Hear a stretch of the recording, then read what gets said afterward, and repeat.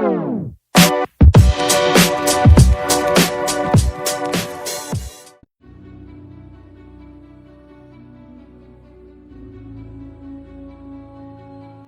पिछले एपिसोड में हमने देखा ब्लेक को हराने के बाद भी थॉर खुश नहीं है। थॉर अपने म्योनिर से कंट्रोल खोता जा रहा है। उसे थैनोस के विजन तो परेशान कर ही रहे हैं, लेकिन साथ ही में उसका अपना सबसे भरोसेमंद दोस्त म्योनिर अब उसका साथ छोड़ रहा है।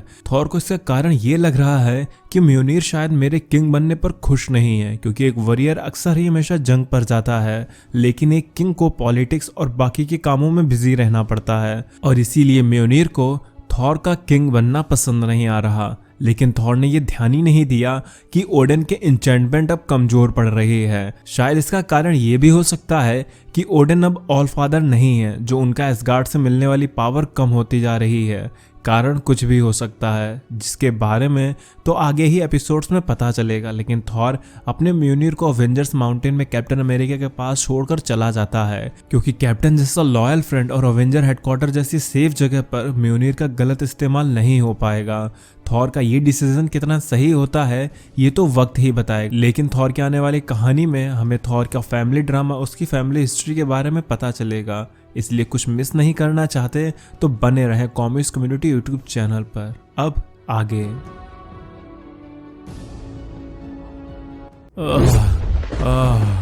थैनोस हीरोज को मार चुका था। आसमान में भी खून की लाल रोशनी से भरा हुआ था। थॉर की हालत सही नहीं थी। थैनोस ने कहा, बस एसगार्डियन अब बहुत हुआ। तुमने बहुत कोशिश कर ली, तुम काफी अच्छा लड़े, लेकिन और कोशिश करने का फायदा नहीं है। तुम अब वैलहला में जाकर आराम कर सकते हो। मैं इस बात को मेक श्योर करूंगा कि तुम चैन से मर सको। तभी थैनोस ने म्योनिर थॉर को दे मारा। थॉर बुरी तरह से हार चुका था। थॉर ने कहा, प्लीज प्लीज थैनोस, तुम ऐसा ना करो, हम कोई दूसरा रास्ता भी निकाल सकते हैं। ये वो शब्द थे जो थॉर से एक्सपेक्ट नहीं किए गए थे। थैनोस ने थॉर के सिर पर अपना पैर रखते हुए कहा, तुम एसगार्ड के राजा हो, तुमसे इस तरह की दया की भीख मांगना शोभा नहीं करता। इसकी तो मुझे बिल्कुल भी उम्मीद नहीं थी। और तभी थैनोस थॉर का सर कुचल देता है। ये सब थॉर का सपना था, जो कि वो जेन फोस्टर को बता रहा था। जेन ने कहा, ये तो काफी ब्रूटल था, क्या ऐसे सपने तुम्हें रोज आते हैं? थॉर ने कहा, मैंने इन्हीं सपनों की वजह से तो सोना छोड़ दिया है, लेकिन जब भी मैं सोता हूँ मेरी मौत, दुनिया की तबाही सब मेरे सामने आ जाती है, और उस पल ऐसा लगता है जैसे ये हकीकत है। जेन ने कहा, तो इसलिए तुम यहाँ पर हेल्प मांगने आए हो, क्योंकि तुमने एक स्टॉर्म में एक विजन देखा जिसमें तुम्हारी मौत होगी। थॉर ने कहा, वो कोई नॉर्मल स्टॉर्म नहीं था, वो ब्लैक विंटर था, जैसे साक्षात मौत। जेन ने कहा, और उस ब्लैक विंटर ने तुमको थैनोस दिखाया, जिसके हाथ में म्योनिर और वो डेड आर्मी को लीड करता हुआ तुम्हें मारने आ रहा है। वेट, मुझे ये बात कुछ हजम नहीं हो रही। तुम बस कुछ उल्ट पटांग विजन देखकर खामखा टेंशन ले रहे हो। थॉर समझ गया कि जेन अब उसको डांट लगाने वाली है। तभी थॉर बोला, हॉट डॉग। ओ भाई साहब, कहाँ थे तुम इतने दिनों से? एक मस्त रापचिक सा हॉट डॉग बनाओ मेरे लिए। जेन थॉर के इस बर्ताव से हैरान थी। थॉर कभी इस तरह की लैंग्वेज नहीं यूज करता था। जेन ने कहा, ये जो तुमने अभी लैंग्वेज बोली है, ये किस झोपड़पट्टी से सीख कर आए हो? थॉर ने कहा, जेन तुम्हें क्या लगता है मैं इतने सालों से जिंदा हूं और मुझे ये लैंग्वेज नहीं आती होगी? हमें वो सब लैंग्वेजेस आती हैं जिन्हें आजकल लोग बोल भी नहीं पाते हैं। हमारे सामने अर्थ पर लाइफ आई। तभी जेन को कुछ खतरा महसूस हुआ। वो तुरंत वैल्करी के रूप में आ गई। हाँ, जेन अब वैल्करी बन चुकी है, क्योंकि जब जेन थॉर बनी थी और वो मैंगॉक से लड़ते हुए मारी गई थी, तो मरने के बाद जब जेन वैलहला पहुंची तो ओडेन ने जेन की बहादुरी और एसगार्ड को मैंगॉक से बचाने के लिए जेन को एसगार्ड की वैल्करी बना दिया। रैकिंग क्रू के मेंबर्स कुछ बदमाशी कर रहे थे, तो जेन ने उन्हें जल्दी ही ठिकाने लगा दिया। एक मेंबर जो भी भाग रहा था उसे थॉर ने निपटा दिया। थॉर वहां से जाने लगता है। जेन कहती है, सुनो थॉर, तुम ज्यादा ही सोच रहे हो, तुम्हें थैनोस से डरने की जरूरत नहीं है। तो थॉर कहता है, मैं एसगार्ड का राजा हूं और मैं किसी से नहीं डरता। तभी ह्यूगिन थॉर को कौवा वहां आ गया। उसने कहा, थॉर आपको समन किया गया है। थॉर ने कहा, मुझे कोई सम्मन नहीं कर सकता, मैं राजा हूं। तो म्यूनिन ने कहा, आपको फ्रेगा ने सम्मन किया है। जेन ने कहा, तो अभी तुम क्या कह रहे थे थॉर?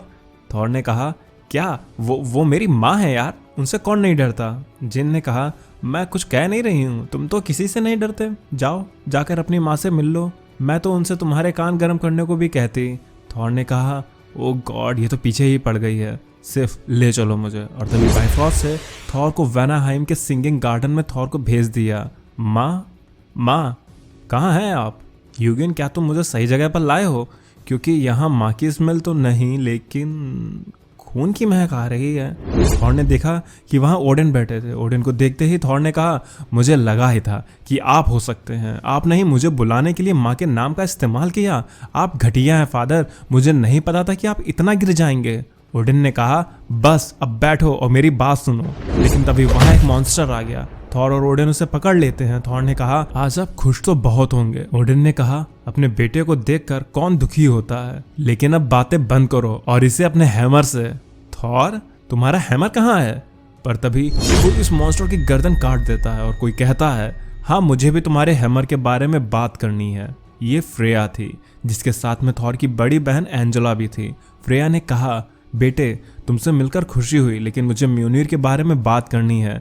लेकिन पहले हमें इनका सफाया करना होगा। वहाँ मॉन्स्टर का एक झुंड आ जाता है, जिन्हें मारने के लिए फ्रेया अकेले ही कूद पड़ती है और उसका साथ एंजेला देती है। एंजेला को इस तरह से मारकाट करते देखकर ओडिन पूछते हैं, तुम्हें ऐसे लड़ना कहाँ से सीखा? जिस पर एंजेला ने कहा, मैंने ये सब गॉड ऑफ हंट से सीखा। ओडिन ने कहा, गॉड ऑफ क्या? पर तभी फ्रेया अपनी बिग कैट के साथ वहां आ जाती है और एक एक करके सभी मॉन्स्टर को मार देती है। रात होते ही ये सब आग जलाकर बैठ जाते हैं। एक लंबे समय के बाद ये फैमिली साथ में थी। ओडिन ने कहा, फ्रेया, तुमने हमें यहाँ क्यों बुलाया है? और ये गॉडेस ऑफ हंट, ये तो काहे की देवी बन गई हो तुम? फ्रेया ने कहा, गॉड ऑफ हंट बोलो। मैंने गॉडेस ऑफ फर्टिलिटी का टाइटल उसी वक्त छोड़ दिया था जिस वक्त मैंने अपनी शादी को छोड़ा था। तुम्हें भी तो बदलाव चाहिए था, तो इसमें बुराई क्या है? थॉर ने पूछा कि आप दोनों के बीच में चल क्या रहा है? आप लोग किस बात पर लड़ रहे हो? तो गाइज, कुछ तो था जिसकी वजह से फ्रेया ने ओडिन को छोड़ दिया था। ओडिन ने कहा, तुमने मुझे इसलिए यहाँ पर बुलाया है कि तुम मुझे हमारे बच्चों के सामने बेइज्जत कर सको। तभी एंजेला ने कहा, यहाँ पर सबको फ्रेया ने नहीं, मैंने बुलाया है। मैंने सब कुछ देखा है। ब्लैक विंटर, गैलेक्टस का तुम्हारे हाथों मरना, डोनाल्ड ब्लेक, वर्ल्ड सर्पेंट, तुम्हारा बदलता म्यूनिर, जिस पर ओडिन की एन्चेंटमेंट की पकड़ कमजोर होती जा रही है। मैं तुम्हारे राज्य में होने वाली सभी घटनाओं पर नजर रखती हूँ मेरे भाई। थॉर ने कहा, तो इन सब का ब्लेम तुम मुझ पर डाल रही हो? एंजेला ने कहा, दुनिया में सिर्फ तुम्हारी ही रियासत नहीं है, यहाँ पर और भी रियासतें हैं और तुम तो अपनी ही रियासत को नहीं देख पा रहे हो। तुम्हारे और ओडिन के बीच में जो भी कोई झगड़ा है उससे सॉर्ट आउट करो और एक बच्चे की तरह नहीं, एक राजा की तरह पेश आओ, क्योंकि एक राजा ही दूसरे राजा से सीख सकता है। तो ओडिन ने कहा, तुम्हारी इस बात से तो मैं सहमत हूँ बेटा। एंजेला ने कहा, एक बेटा अपने पिता से सीख सकता है और एक पिता अपने बेटे से। अगर हमारा घर इसी तरह से बटा रहा तो ये रियल्म सब बिखर कर रह जाएगा। इस पर ओडिन गुस्साने लगते हैं कि मैं ही वो राजा हूँ जिसने एसगार्ड पर इतना लंबा राज किया है, तुम में से कोई भी ऐसा नहीं कर सकता। थॉर भी ओडिन से बहस करने लगता है। तो एंजेला ने कहा, इनफ, अगर तुम लोग अपना फैलाया हुआ रायता नहीं समेट सकते तो मैं समेटूंगी और ये मेरी फाइनल वार्निंग है तुम दोनों को। थॉर ने कहा, तो क्या ये किसी तरह की धमकी है दीदी?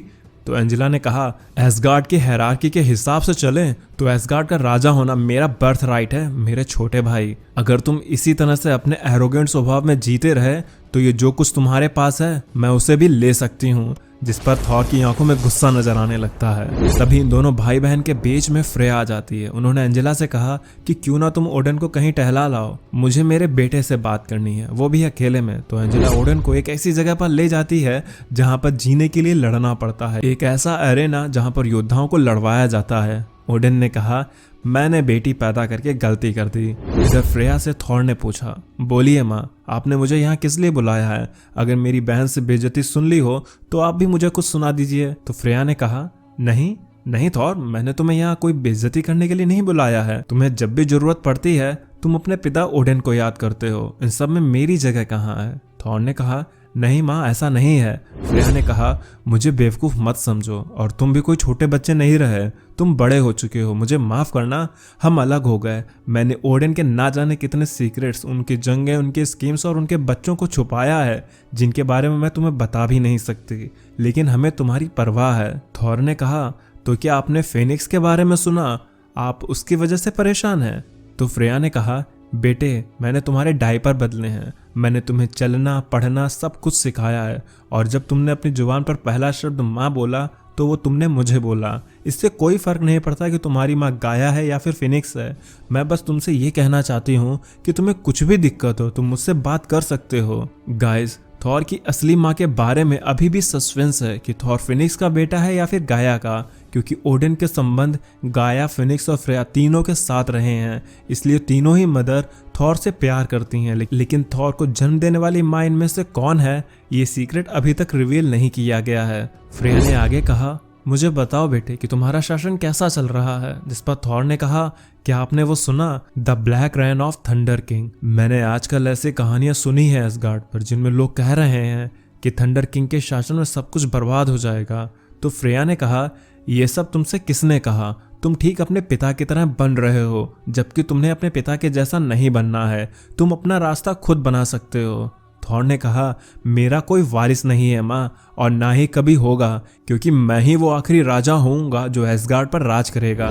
तो फ्रेया ने हंसते हुए कहा, तुम्हारा कोई वारिस नहीं है तो क्या हुआ थॉर, तुम कई सारे वारिस पैदा कर सकते हो। थॉर ने कहा, मैं कोई बच्चा नहीं करूंगा, इन सब के बात तो बिल्कुल नहीं, क्योंकि मैं नहीं चाहता कि मेरा बच्चा इस कर्स थ्रोन पर बैठे। उससे भी विरासत में वो सब दुख दर्द तकलीफ मिले जो मुझे मिली। थैनोस को देखने के बाद तो बिल्कुल नहीं। जिस पर फ्रेया थॉर से कहती है, मैं जानती हूँ थॉर कि तुम अच्छे राजा बनने की कोशिश कर रहे हो। ये दुनिया कितनी ही बार खत्म हुई है और कितनी ही बार बनी है, लेकिन ये सब तब मुमकिन हुआ जब हम सब साथ थे। आगे जो भी होगा मेरे बेटे, हम सबको साथ होना पड़ेगा। लेकिन तभी थॉर का फोन रिंग करने लगता है।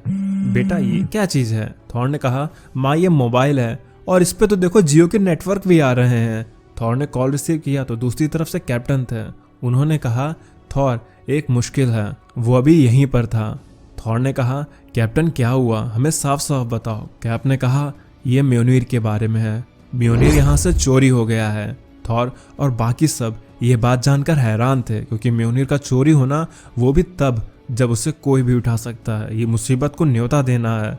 तो आगे की स्टोरी जानने के लिए चैनल से जुड़े रहें। अब मिलते हैं नेक्स्ट वीडियो में। तो वीडियो पसंद आई हो तो लाइक कर देना, चैनल पर नए हो तो सब्सक्राइब कर लेना। तो अब मैं चलता हूँ, आप मेरी बाकी की वीडियोस एंजॉय करें और खुश रहें।